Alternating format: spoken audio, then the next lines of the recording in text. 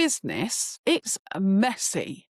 And if you're doing the self-awareness work, if you're expanding and growing, then your business is going to reflect that back. It's going to be a lot more money coming in, a lot more clients suddenly showing up. You'll trust yourself more, your confidence grows, you'll take bolder risks, you'll step into the unknown with a lot more ease and no more fear. But every level that you go up, you'll be given the whole set of this again.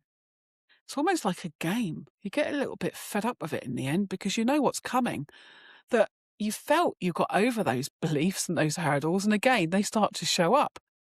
But every time you expand, you have to shed an old identity that you created in your previous years that kept you feeling safe, that kept you feeling alive. No matter where you're heading, you're always going to butter up against these beliefs unless you stay frozen in fear or so comfortable that you're not even willing to expand. But if we don't know what our limiting beliefs are, how can we change? How can we stop our behaviours repeating the same outcomes day in? Why are we hitting the same amount of money we earn every month, no matter what we do differently or how we try to embody different versions of ourselves, and nothing changes? That's the frustration women come across so often. And they come to me and they say, well, it doesn't matter what I do, nothing's changing. But when we break it down, when we actually look at what they have tried, are they truly going into the self-awareness as deep as they could do? And that is often no. And they don't even understand the awareness is the problem because they felt they knew who they were through their conscious mind.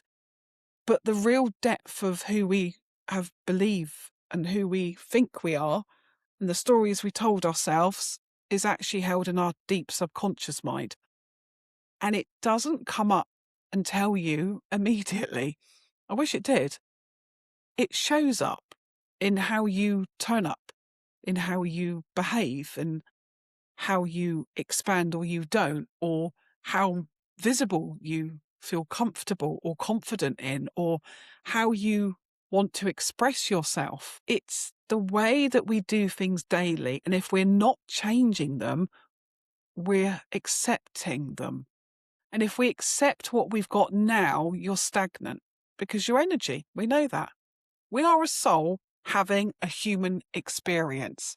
We are all divinely connected to Source, to God, whatever you want to call it, to a divine intelligence that's outside of us but is actually part of us. And when we're constantly trying to hustle and push and force this world that we can see with the five senses of our human, we often hit the walls and become agitated, upset, angry, and we give in because we're constantly pushing and we're not getting the results as quick as we want, or we're just not seeing the world change around us.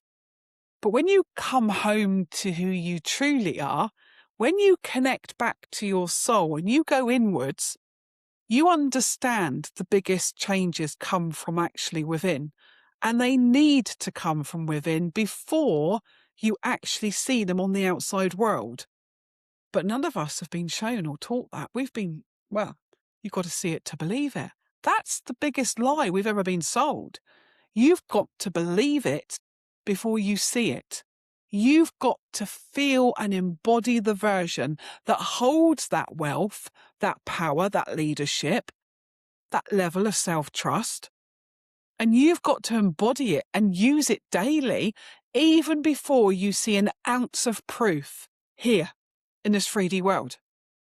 But nobody really goes into this work in the depth, and they manifest here with a few beliefs, a few visualizations, a few affirmations. They do a vision board. Now, all of these things work if they're combined and they're brought together whilst doing the deeper identity work, the embodiment. We are body, we are a mind, and we are a soul, but we need to work with our soul first. We need to work and go inwards